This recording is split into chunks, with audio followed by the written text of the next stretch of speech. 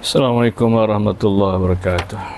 Bismillahirrahmanirrahim. Alhamdulillah rabbil alamin wassalatu wassalamu ala asyrafil anbiya wal mursalin Sayyidina Muhammad wa ala alihi washabihi ajma'in. Subhanaka la ilma lana illa ma 'allamtana innaka antal alimul hakim. Rabbi shrah li sadri wa yassir amri wa hlul 'uqdatam min lisani yafqahu qawli. Sadaqallahu alazim. Yang dimuliakan jawatan kuasa muslimin dan muslimat yang rahmat Allah sekalian. Alhamdulillah, syukur kita kepada Allah Ta'ala yang sempat dapat kita nyambung kuliah kita. Mudah-mudahan dengan ilmu yang kita belajar itu dapat kita gunakan sebagai alat untuk mengabdikan diri kepada Allah Subhanahu Wa Ta'ala. Dan insyaAllah hari ini kita akan menyambung itu muka surat yang ke-14 ya. Masih lagi bicara tentang sifat-sifat Allah Subhanahu Wa Ta'ala yang wajib diketahui secara tafsil satu persatu. Jadi beriman dengan Allah SWT ni dengan sifat-sifat dengan dua jalan. Yang pertama secara ijmal. Ijmal maksud secara ringkas, secara umum. Iaitu wajib kita beriktikadkan bahawa Allah Ta'ala mempunyai sifat kesempurnaan, iaitu sifat kemalat, dan maha suci sifat kekurangan. Itu beriman secara ijmal. Dan juga beriman dengan sifat Allah Ta'ala yang kedua dengan cara tafsil satu persatu. Iaitu dalam banyak sifat kesempurnaan Tuhan itu yang wajib diketahui hanya wajib diketahui satu persatu hanya 20 saja. Jadi bukanlah makna sifat Tuhan itu 20 saja. Banyak. Tidak tinggi banyak. Tapi yang wajib diketahui satu persatu hanya 20 saja. Yang lain tu kita sebagai mengetahui secara umum saja. Dan insyaAllah hari ini kita akan menyambung sifat Tuhan yang ke-6. Jadi sebelum kita pergi sifat yang ke-6, kita bicara dulu. Apa makna sifat ni? Kita ulang balik. Bila kita bicara tentang sifat-sifat Allah, tak lari zat dan sifat. Apa makna sifat? Dan selepas kita dah belajar kan, sifat ialah, kalau kita tak tahu, kita tak kenal sifat-sifat, takrif sifat, macam mana kita nak bicara tentang sifat dan zat? Kerana bila kita mengaji sifat-sifat Allah Ta'ala ni, tak lari dua, satu sifat, satu zat. Sifat maksudnya apa? Tiap-tiap yang apa? Menumpang, itu makna sifat. Ataupun apa-apa yang tidak boleh membawa dirinya sendiri, dia mesti numpang. Dia tak boleh bawa diri sendiri, mesti numpang. Zat maknanya apa dia? Tempat yang ditumpang. Itu dia. Zat maksud tempat yang ditumpang, ataupun tiap-tiap yang ditumpang. Dan zat juga dia boleh bawa diri dia sendiri. Dia tak ada harap orang, tak ada harap pada sesuatu, tapi dia boleh bawa diri sendiri. Contohnya botol ni. Zat botol ni dia bawa diri sendiri. Dan yang numpang botol itu tak boleh numpang diri sendiri. Warna biru, warna putih, atas, bawah, besar, depan, belakang, dia tak boleh. Itu semua sifat. Dia numpang kat zat. Zat tu botol. Zat maksud lembaga atau tubuh sesuatu atau diri sesuatu. Itu mana zat. Sifat maksud tiap-tiap yang numpang kat zat ni. Seperti tinggi, ada tinggi, ada bulat, ada warna, ada besar, ada kecil, dan lain tu semua sifat. Sifat tu dia tak boleh dengan sendiri. Besar tak numpang sendiri, mesti numpang kat zat, kat tubuh sesuatu itu atau di sesuatu. Kecil tu nama sifat, dia mesti numpang kat zat. Warna dia tak boleh bawa diri sendiri, mesti numpang kat zat. Dia tak boleh bawa diri sendiri. Itu dia. Itu mana sifat. Zat tempat yang ditumpang oleh warna tadi, ditumpang oleh kecil dan besar tadi, dan zat juga dia bawa diri sendiri, dia tidak mengharap kepada sesuatu. Itu kalau zat yang baru dipanggil jirim, zat yang baru panggil jirim, benda, lembaga, tubuh. Tapi zat Tuhan bukan jirim, jangan kita tingkat Tuhan jirim seperti kita pula. Zat dia dua, satu zat yang qadim. Zat yang qadim dia bukan jirim, bukan jisim. Dia bukan benda, bukan lembaga. Kita wajib beriman Tuhan tu ada saja. Bagaimana rupanya? Wallahu alam. Kerana salah satu sifat Tuhan yang keempat, mukhalafatuhu lil khawadis. Maknanya Tuhan tu bersalah dengan yang baru. Zatnya tak dapat dimisal dengan yang baru, sifatnya tak sama dengan yang baru, dan perbuatannya tak sama dengan yang baru. Sebab itu tak dapat digambarkan bagaimana zatnya. Kalau dapat digambar, maka Tuhan tu jirim, benda serupa dengan makhluk. Tapi zat yang baru tak sunyi daripada jirim. Jirim tu nama zatnya, nama dirinya. Dan setiap zat tu ada sifatnya dia dipanggil arad. Arad ni menumpang kepada zat itu. Itu dia. Bila sebut zat, itu dia. Kalau zat yang baru, dia benda atau lembaga atau diri sesuatu. Tapi zat Tuhan bukan berlembaga. Itu dia. Berlembaga tu hanya kepada makhluk. Sebab itu dari segi hakikat sebenar-benar zat dan sifat ni tidak ada pada makhluk. Kalau ada pada makhluk, pinjaman saja. Baru datang tu tak ada. Hakikat sebenar-benar zat dan sifat hanya hak Allah saja. Tapi kalau ada pada yang baru, itu dipanggil zat yang aridi, baru datang. Atau zat yang majazi, sebut-sebut saja. Sebenarnya tak pandang. Pada hakikat tak pandang. Zat dan sifat sebenar hanya pada Allah Ta'ala saja. Kalau pada yang baru, dari segi pinjaman saja, atau dari segi kata-kata baru datang je dia tu, dia tak ada sebenar-benarnya. Itu perbezaannya. Dan seterusnya sifat yang kelima sebelum yang keenam dulu ialah qiyamuhu bi nafsihi. Tu. Sifat yang keenam tu, qiyamuhu bi nafsihi, maksud berdiri Allah Ta'ala dengan sendiri. Maksudnya apa? Berdiri dengan sendiri itu maksud apa? Adakah berdiri seperti kita ni? Selepas duduk bangun ya? Adakah begitu gamak berdirinya? Apa maksud qiyamuhu bi nafsihi tu? Berdiri Allah Ta'ala dengan sendiri. Maksud berdiri dengan sendiri itu maksudnya apa? Dia tidak berkendak kepada zat. Berdiri, dia ada diri. Dan tidak berkendak kepada orang menjadikan, kerana dia yang menjadikan sesuatu. Itu maksud berdiri dengan sendiri. Dia tidak berkendak pada zat, tidak berkendak pada diri dia. Dah ada diri. Dan tidak berkendak kepada orang yang menjadikannya, kerana dia yang menjadikan sesuatu. Dia tidak berkendak kepada zat dan tidak berkendak kepada orang yang menjadikannya. Dia sudah ada, zatnya dah ada, kerana dia menjadikan sesuatu. Macam kita, zat tak ada mula asalnya, kerana dia adakan Tuhan. Dan dia ada kita tu Tuhan yang menjadikan. Kita bukan boleh bawa diri sendiri. Kita tak boleh dikatakan berdiri dengan sendiri. Jadi kita ni dahulu Allah Ta'ala dulu, baru ada makhluknya, bawa dia kita boleh berdiri, baru kita ada, baru kita wujud. Tak ada. Tapi zat Tuhan tu dia berdiri dengan sendiri. Maksudnya dia tidak berkendak kepada zat, tidak berkendak dia sudah ada. Macam kita ni, ada kita berkendak pada zat, ada tua badan baru ada kita. Dan ada Tuhan tu maksud dengan sendiri. Qiyamuhu bi nafsihi tu maksudnya berdiri Allah Ta'ala dengan sendiri, maksudnya dia tidak berkendak kepada orang yang menjadikan. Dia tidak hendak kepada siapa yang menjadi, kerana dia yang menjadikan sesuatu. Itulah maksud qiyamuhu bi nafsihi, ialah berdiri Allah Ta'ala dengan sendiri. Maksudnya bukan seperti berdiri makhluk ni. Berdiri makhluk ni bangun selepas duduk. Tapi berdiri Allah Ta'ala maksudnya tidak berkendak pada zat, kerana dia sudah ada diri dia. Zat tu diri Tuhan tu lah. Jadi kita berkendak pada zat. Kalau Tuhan tak jadi, tak pandang kita. Tuhan tak payah, dia sudah ada. Macam kita, zat kita ni berkendak kepada Tuhan jadi kan, baru ada kita. Dan faham dengan sendiri maksudnya kita ni berkendak kepada yang menjadikan Allah Subhanahu Wa Taala. Itu maksudnya. Dan hari ini insya-Allah kita sambung sifat Tuhan yang keenam, wadaniyah. Wadaniyah maksudnya ialah esa, ada tunggal atau satu. Wadaniyah tu nama sifatnya. Artinya esa, satu atau tunggal. Apa maksud satu tunggal tu? Dia katakan esa, tunggal, satu, maksudnya mana?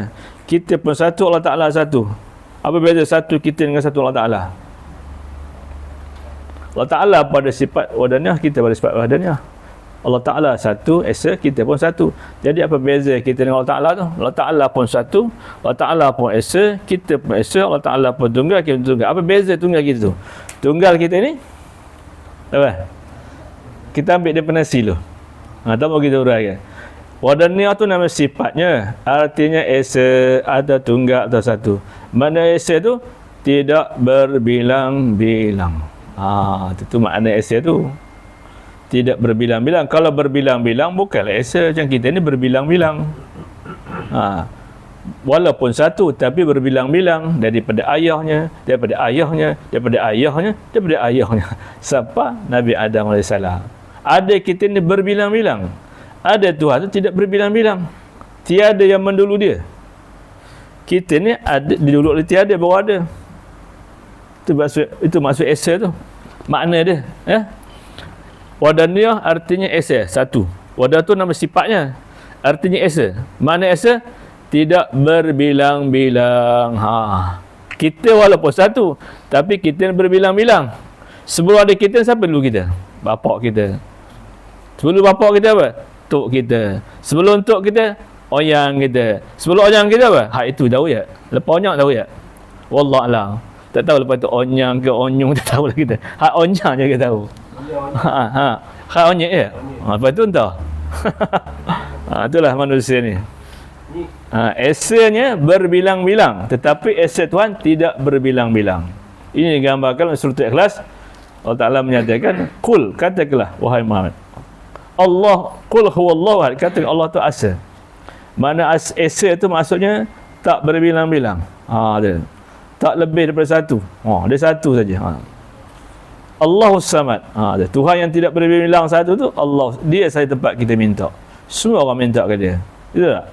Orang Islam minta ke dia, orang kafir minta ke dia. Tapi orang Islam nyembah Tuhan yang betul lah.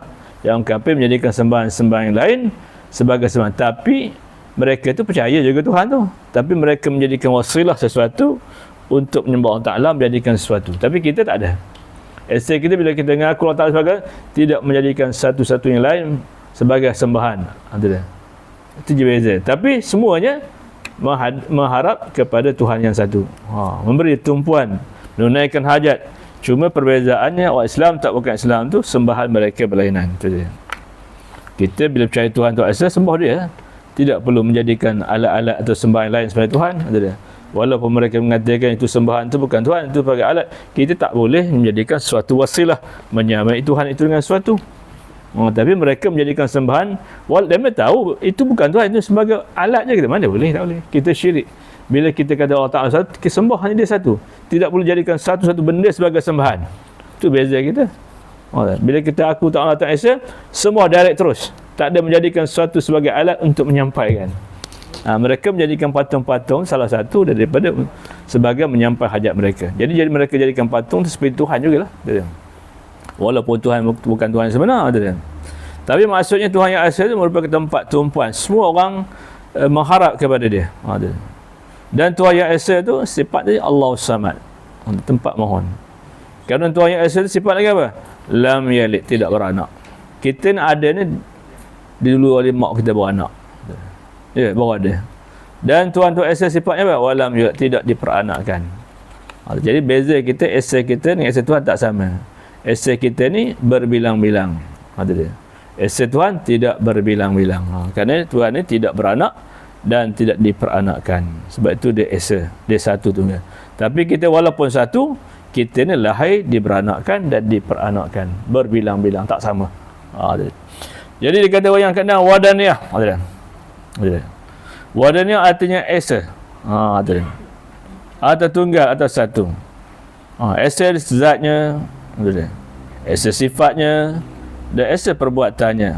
Jadi satu Tuhan tu dari segi zatnya pun satu, dari segi sifatnya pun satu, dari segi perbuatannya satu. Tak seperti kita ni. Esa kita ni berbilang, zat kita ni berbilang-bilang, sifat kita pun berbilang-bilang, perbuatan kita berbilang-bilang. Perbuatan Tuhan satu saja. Zatnya satu, sifatnya satu, perbuatannya satu. Esa pada zat maksudnya zat Tuhan tu tidak berhimpun atau berhubung dengan sesuatu. Seperti kita ni, zat kita ni berhimpun atau berhubung dengan sesuatu. Ya, darah, daging, tulang, kecil, besar, tinggi, rendah. Itu zat yang baru. Zat Tuhan bukan bersusun. Zat kita ni bersusun-susun. Itu bezanya. Zat kita ni bersusun 2 juzuk atau lebih. Zat Tuhan tidak bersusun-susun. Bila sebut zat dia, ternapilah bersusun. Zatnya 2 juzuk atau lebih. Macam kita ni, zat kita ni bersusun 2 juzuk atau lebih. Kalau 2 juzuk, atas bawah lagi. Tambah kecil, besar. Ya. Ada tulang, ada daging, ada darah. Itu zat yang baru. Zat Tuhan tu janganlah sifat kamu Tuhan tu berseman ni kamu ya. Dia berdarah, dia bertulang, dia berdaging, dia asal kita lah. Kerana zat yang baru tidak sunyi, bersusun-susun zatnya. Ada anggota besar seperti badan, ya. Ada anggota yang kecil. Mana anggota kecil dalam badan tu? Yang bersusun dengan badan. Seperti badan kita ni ada anggota besar. Dia panggil kulliyah. Kulliyah ni tubuh yang besar. Dalam tubuh yang besar tu ada anggota kecil. Mana anggota kecil? Susun lagi. Apa? Mana anggota kecil yang pada tubuh kita ni? Badan tu anggota yang besar. Yang menghubung anggota kecil mana? Kaki, tangan. Jari, kaki, tangan. Itu dipanggil juz'iyah. Juz'iyah ni yang menumpang pada tubuh yang besar tadi. Jadi Tuhan ternapi di mana kita iktikad Tuhan seperti kita pula. Zat Tuhan tu macam mana yang besarnya? Dia tu berdarah ke, berdaging ke, bertulang ke, itu semua napi. Itu dipanggil kam mutasil, menafikan berapa yang berhubung pada zat Tuhan tu. Kalau zat kita ni berhubung, banyak sangat berhubung, lebih daripada 2. Betul. Atas, bawah, kiri, kanan, depan, belakang, tulang, daging, darah, orat, semua ada. Jadi zat Tuhan tidak demikian. Jangan gambarkan Tuhan seperti makhluk. Itu bezanya, zat Tuhan tak sama dengan zat makhluk. Kalau zat Tuhan tidak bersusun-susun 2 juzuk terlebih. Tapi kalau zat yang baru bersusun-susun. Bila sebut diri seorang tu, ada anggota kecil, ada anggota besar, ada tulang, ada daging dan sebagainya. Maka ini zat yang baru. Maka itu dipanggil nafikan kam mustasil pada zat. Nafikan zat Tuhan tidak bersusun-susun seperti kita. Yang kedua, kam mutasil, kam mufasil, menafi berapa yang terpisah. Iaitu nak kita nafikan tidak ada zat yang lain seperti zat Tuhan. Itu dipanggil kam mufasil. Itu dalam sikit lah. Itu kalau nak belajar lebih sikit lah. Itu dah perlu kebaya. Kita sebagai orang awam cukup lah. Wadaniyah, nama sifatnya, artinya esa. Mana esa tidak berbilang-bilang, udah lah. Tapi untuk diri dia lah. Tapi tak boleh nak buat hujah. Nanti bila orang tanya, kita ni esa Tuhan. Ustaz, Tuhan pun esa, kita pun esa zatnya. Apa beza zat kita dengan zat Tuhan? Dah tak boleh jawab. Pasal kita sekadar belajar fardu ainnya. Tapi kalau kita belajar sekadar fardu kifayah, zat Tuhan tu tidak bersusun-susun, 2 juzuk atau lebih, itu dah besar. Itu dipanggil kam mutasil. Kam mutasil berapa yang bersusun, berapa yang berhubung. Kita zat kita ni banyak yang bersusun, banyak yang berhubung. Baru dipanggil zat kan. Itu dah perlu kifayah. Dan nafi kam munfasil, berapa yang terpisah dengan zat Tuhan. Tidak ada zat yang lain seperti zat Tuhan. Contoh tak mandang. Itu dipanggil kam munfasil namanya. Yang kedua, esa pada sifat maksudnya apa? Sifat Tuhan tu tidak berbilang-bilang jenis yang satu. Macam kita ni satu tapi bilang-bilang. Contoh Tuhan bersifat kudrat, kudratnya satu je. Iradatnya satu, tidak bilang. Macam kudrat kita berbilang-bilang. Bila kita nak menjadikan satu, tidak pada alat. Bila kita nak menjadi satu, tidak ada orang tolong. Ya. Banyak benda. Jadi Tuhan, kudrat Tuhan satu. Dia yang menjadi, dia yang mematikan. Dia boleh memberi mudarat, dia manfaat, tidak berkendak kepada satu. Tapi kalau sifat kita ni, walaupun ada sifat kudrat, tapi kudrat kita berbilang-bilang. Kudrat yang pertama tu tak boleh menjadikan sesuatu, berkendak kepada. Macam ada sifat kudrat kita. Nak menjadikan rumah, tak boleh menjadi begitu, mesti ada kayunya. Ya. Mesti ada papannya, mesti ada orang yang menjadi. Banyak benda. Zat Tuhan bila sebut kudrat, dia sebut kun saja jadi. Tapi bila kudrat kita ini berkendak, walaupun satu kudrat tapi berbilang-bilang. Jadi nak kita nafikan sifat Tuhan tu berbilang-bilang, itu dipanggil kam muftasil. Maksudnya zat sifat Tuhan tu satu, tidak berbilang-bilang. Tapi kalau satu kita berbilang-bilang. Itu dipanggil kam muftasil. Kemudian nafi kamu fasil terpisah, nak kita pisahkan, kita ceraikan, tak mandang sifat yang lain seperti sifat Tuhan. Itu dipanggil kamu fasil. Ni kalau orang ambil teliah kena jawab ni ya. Bentuk tak jawab. Huraikan 5 kam dalam wadahnya. Kam ni beberapa. Yang pada Tuhan dengan makhluk tu macam mana beza?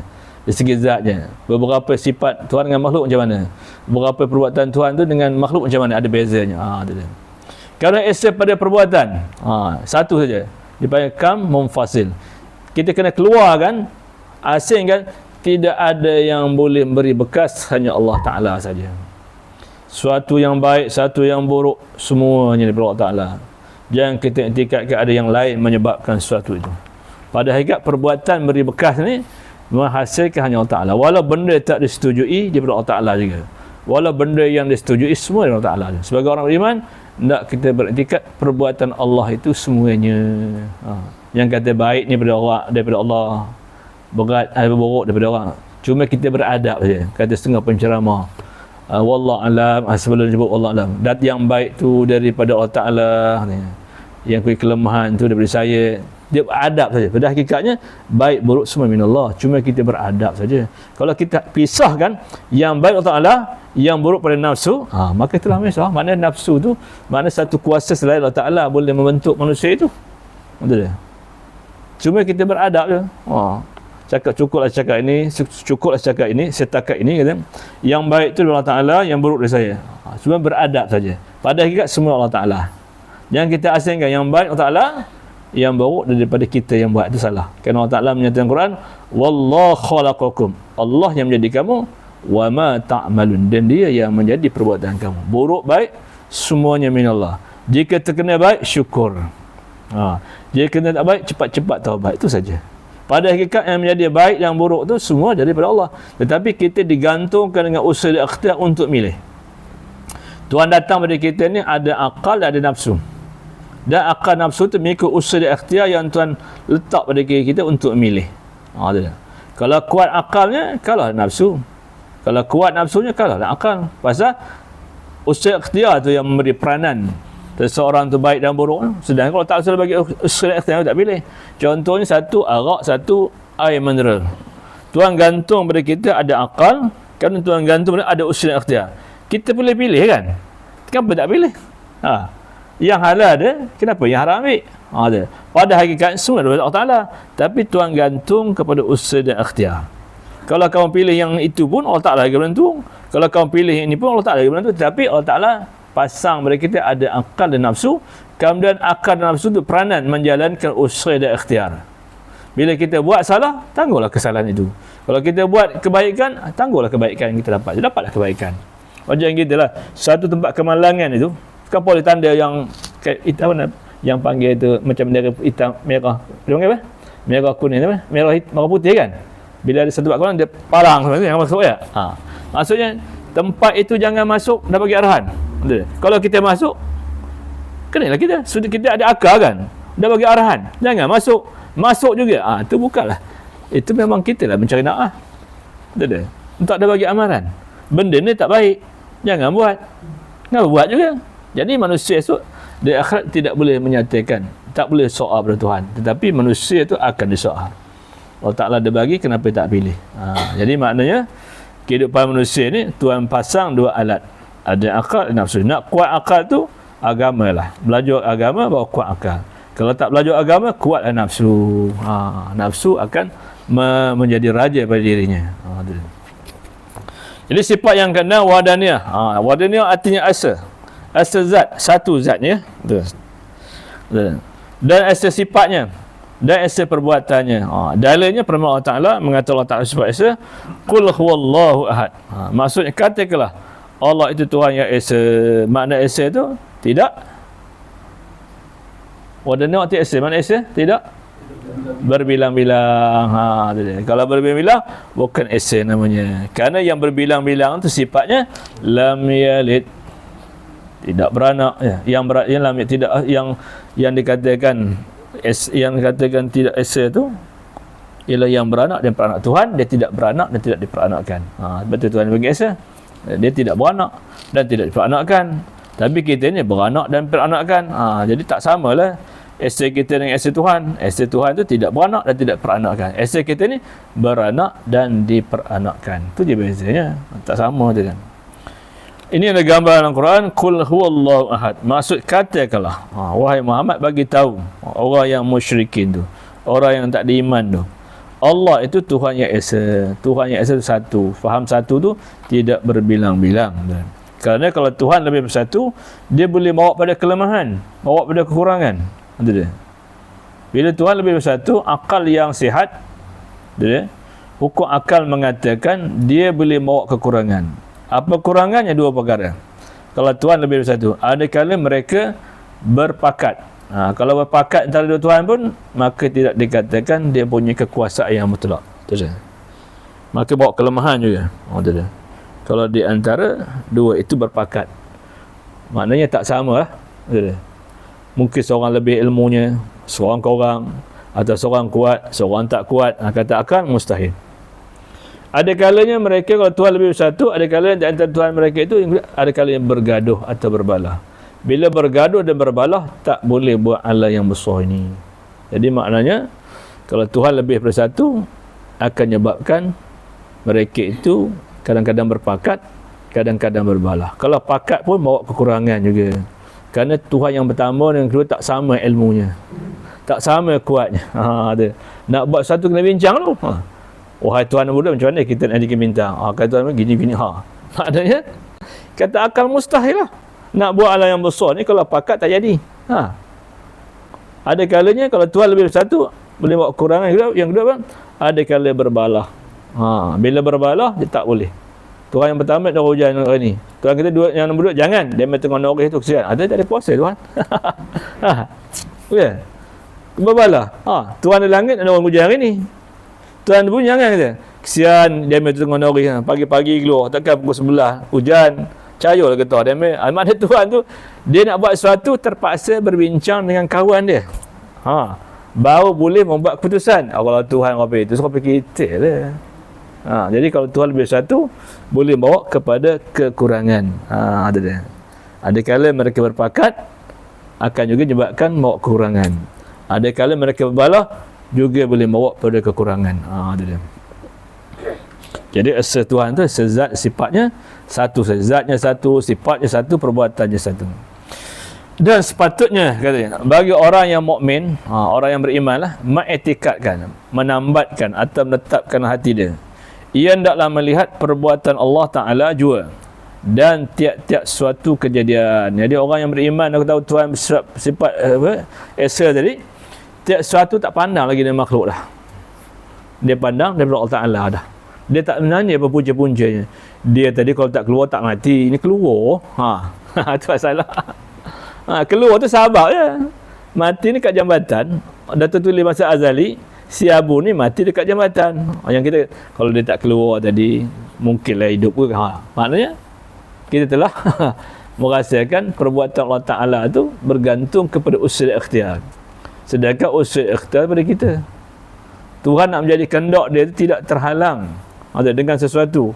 Dah tulis pada azali dia mati dekat jambatan itu. Dia.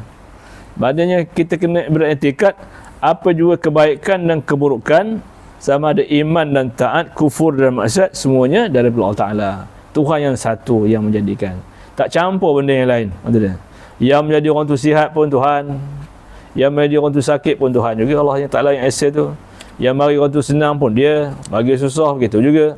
Jadi maknanya kita kena beriktikad orang mukmin ni bahawa segala yang berlaku itu semuanya dengan perbuatan Allah.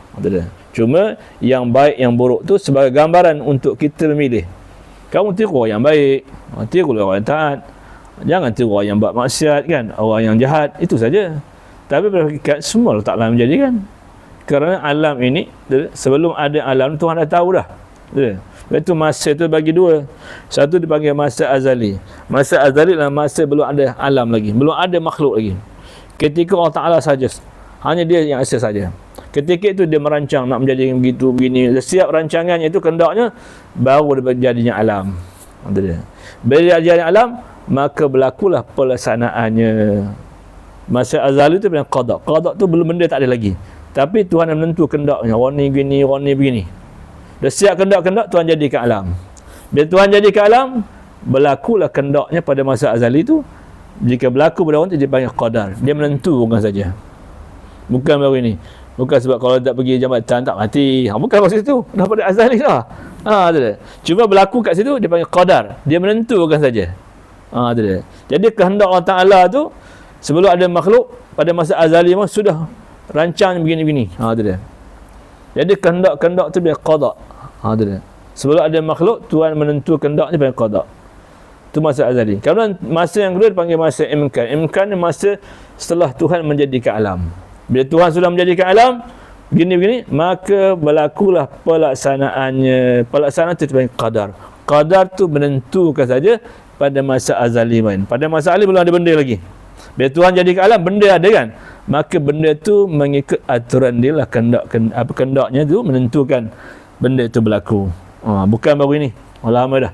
Jadi orang beriman mesti beriktikad bahawasanya semua sesuatu tu semua di atas perbuatan Allah. Kita kena nafikan campur tangan daripada makhluk berlaku sesuatu tu. Yang kita yakin segalanya itu di atas perbuatan Allah. Itu dia. Jangan kita sabitkan benda-benda yang lain. Kalau sabit benda lain maknanya kita telah gagal untuk memahami Tuhan itu esa pada perbuatan. Maksud esa perbuatan tidak memberi berkas pada makhluk akan sesuatu melainkan Allah saja. Kerana Allah Ta'ala tu dia berbuat sesuatu itu bukan sebab usul ikhtiar dia, tapi dengan kehendak dia. Tapi sesuatu pada kita ni Tuhan bekalkan usul ikhtiar. Tetapi usul pun Allah Ta'ala yang bagikan. Ikhtiar pun Tuhan bagi, hasil pun Tuhan bagi. Pada pinjaman saja, cakapan saja. Tapi pada hakikatnya di atas semua perbuatan Tuhan semua. Macam kita marah orang jahat tu kan. Kita marah bukan pasal marah pada diri orang tu, tapi kita marah pada sifat numpang diri orang tu saja. Kalau kita marah sampai kepada diri orang tu, maknanya kita telah menafikan perbuatan Allah Ta'ala yang menjadikan. Kita marah pada orang tu pada sifat jihad numpang ke orang tu je. Bukan kita marah batang tubuh dia. Kalau kita marah batang tubuh, seolah-olah ada batang tubuh yang lain. Ada Tuhan yang lain menjadikan batang tubuh orang yang baik, orang jahat pula. Itu dia. Pada hakikatnya, Allah Ta'ala juga menjadi. Pasal kita marah orang tu, tak berkenan orang tu, kerana sifat yang menumpang zatnya. Itu dia. Macam kita marah anjing dengan kambing lah. Kita marah anjing lebih pasal apa? Pasal namanya anjing kan. Kambing pun jahat juga, makan bunga kita lah apa, tapi taklah marah sangat. Tapi marah anjingnya lebih daripada marah kambing. Itu dia. Pasal nama dia tu. Itu dia. Sedangkan kambing pun jahat juga. Kalau tak tambah habis pandan kita, habis bunga kita dia makannya. Anjing dia makan benda pandan? Tak ada kan? Ada makan, tak ada kan? Cuma pasal dia anjing saja. Itu dia. Pasal namanya anjing. Itu dia. Begitu tadi. Pasal kelakuan jahat numpang pada orang tu. Bila kelakuan jahat numpang, kita marah benar orang tu sampai habis terus. Sedangkan kita wajib marah tu, kita boleh marah di atas sifatnya je. Dia mencuri, kan? Hukum syaraknya orang mencuri kena hukum lah. Kena jalan hukum kan? Tapi bukan kita cap pada orang tu, ini orang ni tidak guna langsung. Tadi. Ini jangan kawan. Maknanya seolahnya kita benci kepada perbuatan Allah tu. Sedangkan sifat yang numpang perbuatan di orang tu, pada hakikatnya semua Allah Ta'ala jadikan. Tujuan apa Tuhan jadi baik buruk? Tujuan dia kemauannya. Tuhan nak bagi pengajaran. Kalau nak baik ikut oni. Kalau nak jahat ikut oni. Sebenarnya begitu je sebagai pengajaran saja. Bukanlah kita marah di atas ciptaan Allah Ta'ala itu. Cuma kita marah pada hakikat sifat yang numpang pada zat Allah Ta'ala juga bagikan. Cuma sebagai gambaran, cuma nak contoh pada kita supaya kita boleh milih. Sifat jahat yang ada pada abu tu, jangan kamu tiru tu je. Itu saja pada hakikat. Kalau orang tu faham yang Tuhan tu esa pada perbuatan, walaupun pada zahir dia melakukan kejahatan, tapi kita tahu itu semua dengan kehendak Allah. Tapi yang jahat tu wajib dihukum. Itu dia. Pasal hukum hukum fiqh tu penting untuk menjaga keselamatan masalah ummah. Kalau orang mencuri, ada. Kalau orang tauhid ni ya, dia kehendak Allah, maka melana lah orang mencuri. Ada. Pasal kita orang tauhid itu pada fiqh pun Tuhan yang akan menjadikan. Ada. Wajib kita belajar kan. Ilmu fiqh kena belajar, ilmu tauhid kena belajar, ilmu tasawuf kena belajar. Jadi walau orang tu perbuatan kehendak Allah Ta'ala, tapi hukum fiqhnya orang yang melakukan demikian wajib dihukum. Ada. Kalau main pandang semua perbuatan Allah saja tanpa kita melalui fiqh, maka banyaklah kejahatan berlaku. Itu dia. Jadi fiqh tu sebagai nak mendera kepada sifat seseorang itu yang dilakukannya. Itu dia. Kalau orang mencuri, potong tangan kan. Betul hukum fiqh ada dosa kecil dosa besar kan. Apa beza dosa kecil dosa besar tu? Besar mana besarnya? Mencuri besar kan? Besar mana besarnya? Yang ini kecil. Macam mana? Besar mana kecilnya? Macam mana kecilnya? Pasal apa kalau dosa besar dosa kecil? Kerana dosa besar tu ialah undang-undangnya tetap. Kalau mencuri, potong tangan, ya. Kalau berzina, kena rotan. Kalau dah kahwin berzina juga, itu kena apa? Kejam kan? Minum arak umpamanya dah ada hukumnya. Sebat 40 kali umpamanya. Jadi maknanya dosa besar tu dosa yang sudah ada hukum. Dosa kecil tu yang tak ada hukum lagi. Tak ada hukum lagi, bila seorang buat kebaikan, terhapuslah dosa kecilnya itu. Kalau dosa kecil ni bila kita buat kebaikan terhapus. Contoh bila seorang buat dosa kecil, bila dia ambil uduk, maka gugurlah dosa-dosa kecilnya. Setengahnya macam orang bujang belum kahwin kan. Tengok orang betina geram je kan. Ya, tak nak pergi. Begitu orang perempuan tengok orang lelaki geram dia, mak kau dapat suami. Tak. Melihat orang bukan mahram kan boleh kan? Betul. Tak, kecuali yang mahram ni yang haram kita kahwin dengan dia tak apa. Kalau orang bukan mahram tu boleh tengok hanya kadang keperluan saja. Kerana nak beli barang tu je. Ataupun orang hantar barang-barang qamah tak apalah kan. Kalau saya tengok tak boleh. Kerana itu aurat kan. Aurat ni tak boleh. Ada aurat aurat yang ajnabi, ada yang bukan ajnabi. Ajnabi yang asing. Yang asing tak ada sebab tak boleh tengok. Ini pernah berlaku di zaman Rasulullah ketika sahabat Rasulullah Abdullah bin Maktum datang ke rumah Rasulullah. Kalau Aisyah keluar, kata Rasulullah, masuk, jangan tengok. Ya Rasulullah, dia bukan nampak, kamu tengok dia. Dia memang tak nampak, tapi kamu tengok dia. Apa halnya? Jadi maknanya aurat orang yang bukan yang ajnabi asing ni, dia ada aturannya, kecuali sebab-sebab tertentu, kerana urusan muamalat perniagaan, ya, contoh untuk nak pergi klinik, doktor, hospital, memanglah beradab dengan doktor tu kan kali muka. Doktor kata kamu nak ubat ke apa kan? Kerana doktor tengok muka kita kan, tapi bila tak boleh, haram, pergi balik lah katanya. Pasal kita pergi kerana ada sebab kan, ada masalah. Kerana nak minta penerangan punca-punca penyakit, apa ubatnya, beradab lah. Tapi kalau tak ada faham, minta ubat, hidup saja kedai doktor. Itu haram hukumnya. Macam kisah yang tadi, ada tak? Abdullah bin Maktum ni datang ke rumah Rasulullah, ada tak? Aisyah tertengok-tengok. Kata Rasulullah, jangan masuk. Kata Aisyah, ini dia bukan nampak ya Rasulullah. Memang tak nampak, tapi kamu tengok dia. Apa halnya? Tak ada sebab musabab kan? Begitulah kita. Orang yang ajnabi, orang yang asing. Asing ni ada hukumnya, ada auratnya. Tu dia. Apa makna aurat ni? Selalu sebut aurat benda aurat. Sakit aurat, itu lain. Aurat apa tu? Sakit aurat lain. Aurat lain mana? Apa mana auratnya?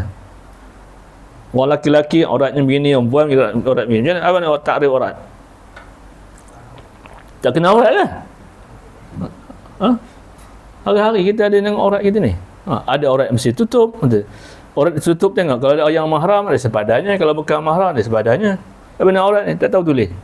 Tulis ni otak nombor 2. Otak nombor 1, Pak Iwan ingat ni. Dia ingat duit je. Aurat maksud apa? Maknanya kalau tak tahu, jangan sekali-kali ngaji. Nak datang galak. Ni pasal sekali-sekali ngaji, tak tahu jawab ni. Kalau dah tak tahu, tak payah belajar. Bila soal terus dapat. Ya, jibat lah masa. Amalnya aurat, perang. Mana tak payah mengajar. Tak payah belajar. Senang je. Kalau tak tahu, jangan sekali-kali belajar. Maksud nak galak datang.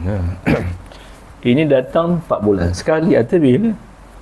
Makan 4 kali sehari. Aurat maksudnya sesuatu yang mesti ditutup. Itu aurat. Dan haram ditengok. Itu aurat. Benda yang satu tu yang sesuatu mesti tutup dan haram tengok, itu aurat. Benda yang lain tak ada. Ada aurat dengan keluarga, ada aurat dengan bukan keluarga, ada aurat dalam semayang, ada aurat luar semayang. Kita tahu. Kalau aurat dalam semayang, lelaki perempuan pusat mak bawah kan, ke lutut kan, ada dia. Kalau orang tu suruh pendek bawah lutut, boleh lah kan? Boleh ke? Betul itu aurat dia kan?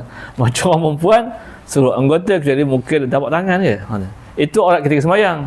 Aurat dengan mahram, dengan adik-beradik, mak bapak semuanya, itu sama seperti aurat pusat dan lutut juga.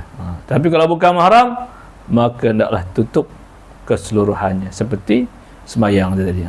Jadi aurat maksudnya sesuatu yang mesti ditutup dan haram ditengok, itu aurat namanya. Dan aurat ni dia berbagai kategori. Aurat dan semayang lain, luar semayang lain. Aurat sama mahram lain. Aurat dengan ajnabi. Ajnabi ni ajnabi maksud orang yang lain, orang asing. Kalau mahram tu yang haram kita berkahwin dengan dia, itu tak apalah. Begitu. Ada aurat yang seorangan.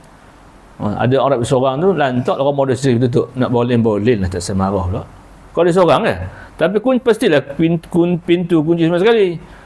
Tingkap kunci, pintu kunci, aircon pasang tak, lebur panah.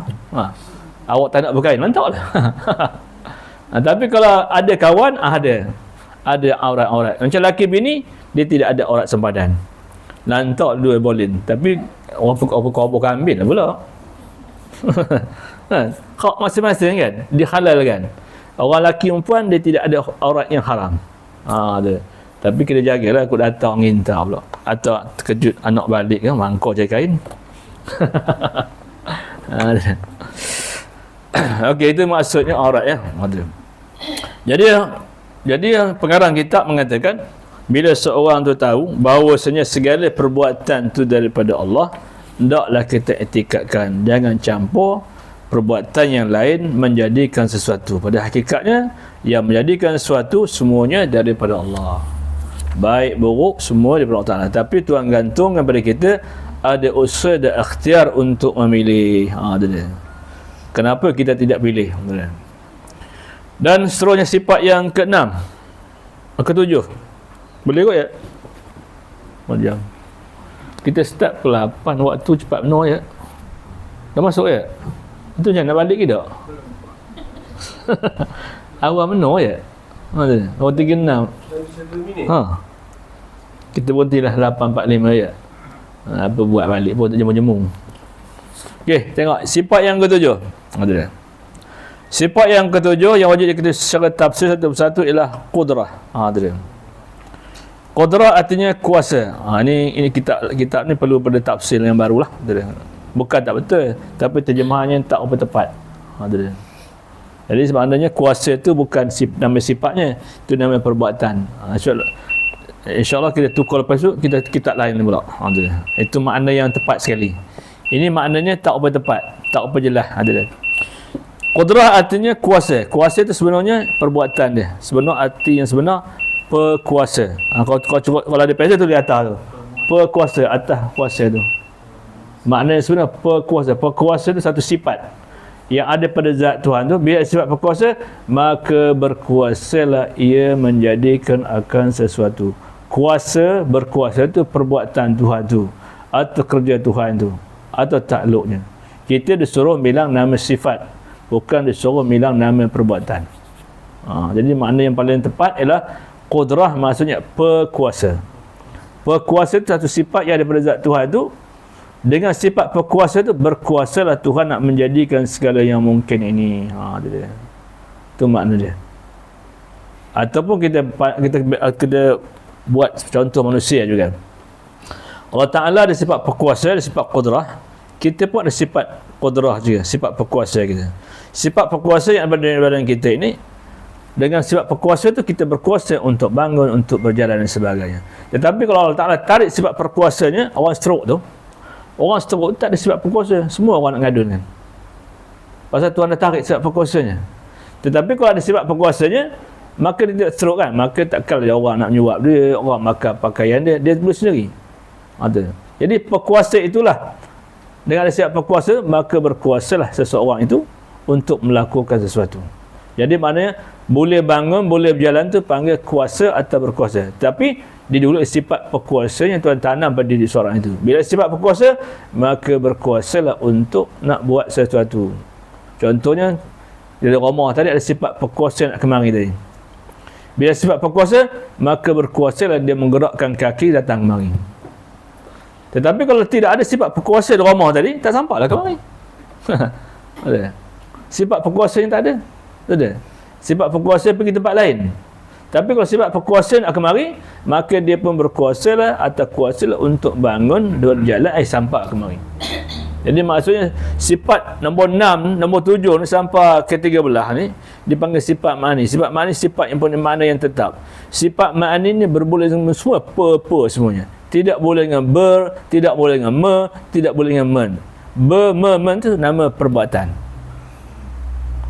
Membilang perbuatan. Tapi kalau membilang nama-nama sifat. Qudrat tipe kuasa, iradah tipe kehendak. Itu apa? Sama maksudnya pendengar, bukan mendengar. Mendengar itu perbuatan.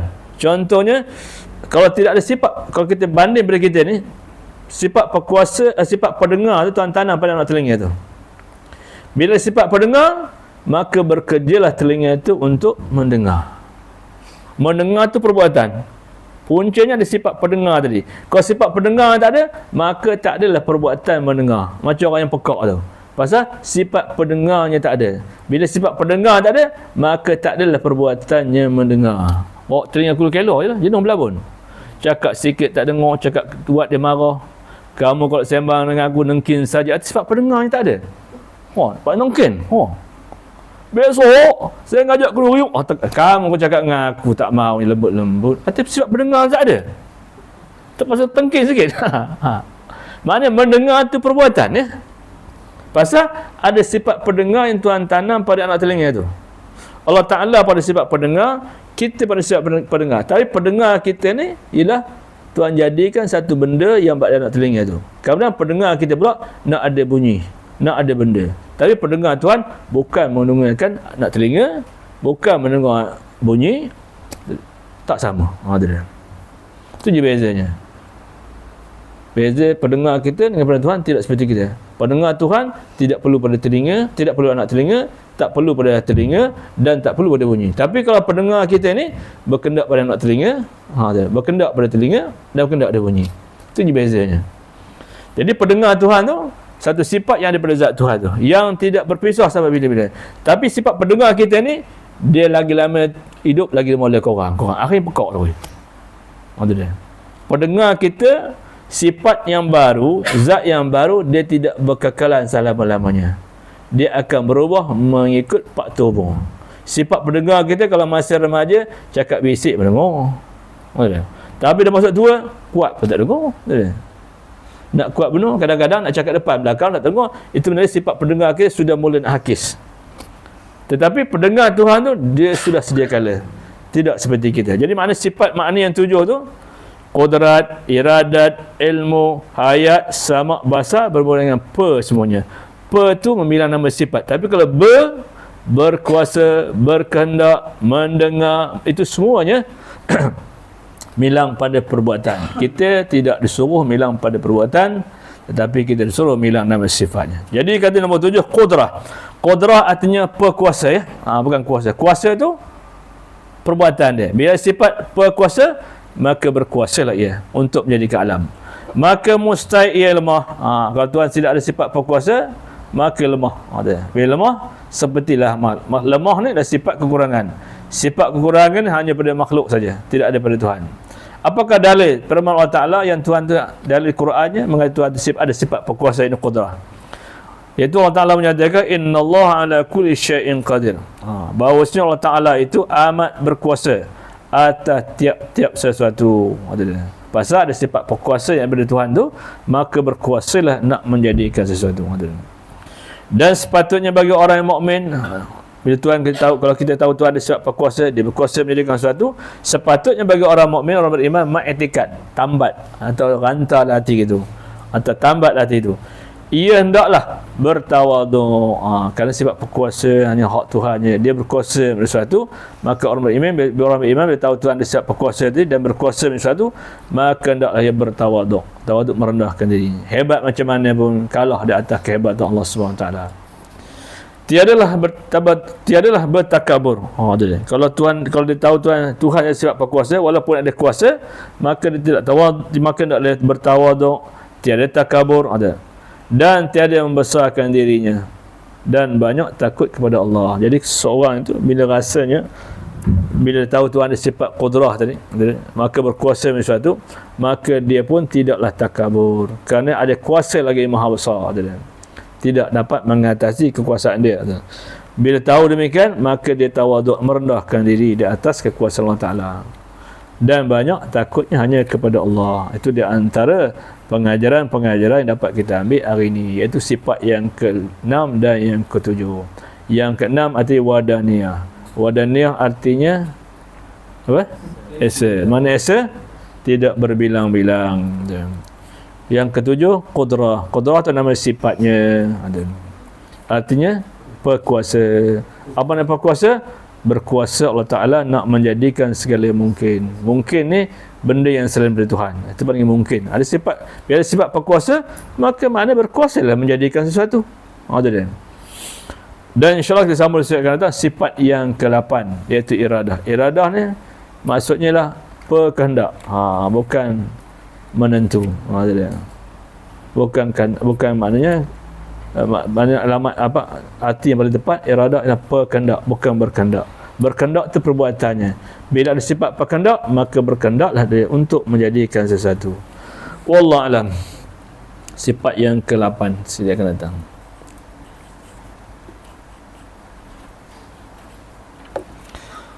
Bismillahirrahmanirrahim. Alhamdulillahirabbil alamin wassalatu wassalamu ala asyrafil anbiya wal mursalin sayyidina Muhammad wa ala alihi washabihi ajmain. Allahumma rzuqna ya rabbana fahmat nabiyyin wa hifdzal mursalin wa hal malaikatal muqarrabin fi afiyati ya arhamar rahimin. Wa sallallahu ala sayyidina Muhammad wa ala alihi washabihi wasallam. Alhamdulillahirabbil alamin. Wallahu a'lam.